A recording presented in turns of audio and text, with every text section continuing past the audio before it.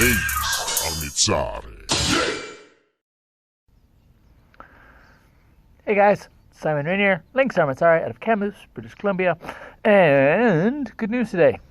For today's Backyard Sword Principles, you don't even need a sword because we're going to be working exclusively with the feet. It's going to be about how to stand, how to move, and what makes your movement good. So, to begin,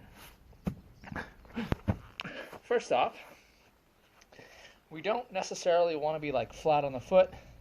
That can lead to sort of like deadening of the stance. We want to be a little more lively. So come up onto the balls of your feet. As we're moving, we want kind of a balance between mobility and stability. So if our feet are super wide apart, we're super stable. No one's going to push us over, but we're not going to be able to move around very quickly.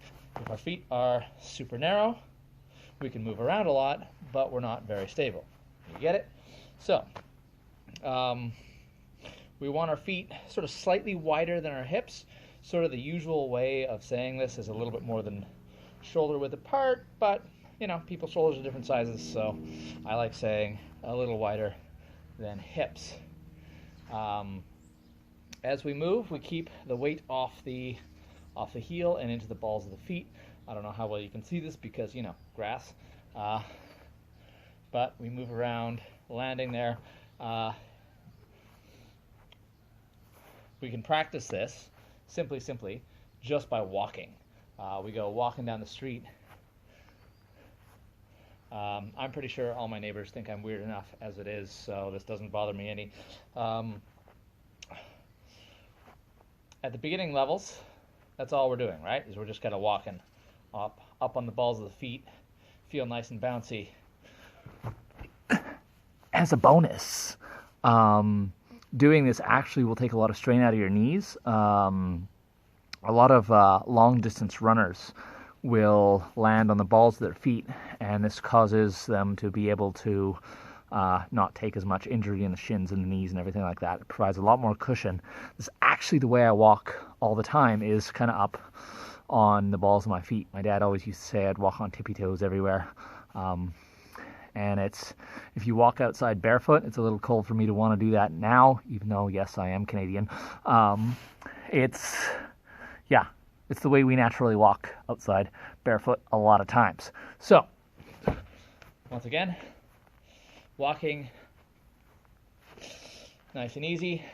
If we want to kind of like make it more advanced, what we're going to be doing is working on sort of something called a hover step, which is we bring our feet together, we kind of hover that for a second, and then step out. This was first showed to me while doing a workshop on George Silver, actually. But it's super useful for any system of swordplay. So bring your feet together, step out. As we sort of move in towards this, we can bring our foot and step out in other directions. Foot, other directions. Cool thing about this, bring foot up, oh, change foot. So, how we move, super important. Balls of the feet, and be ready to switch directions sort of mid-stance. We can also adjust our distance. A normal just sort of like passing step very much has that one specific distance in which we move. If we had the hover step, we can increase it or decrease it depending on what we need to do. So, today's sword principle, learn to walk. First thing, walking along, balls of the feet. Then widen the stance more and make it a little more combative as we raise, step out, make that hover as long or short as you need. Moving around, walking. You can do this in basically like a 6-foot square in your living room. You can do this walking down the street, strolling, bigger step, strolling.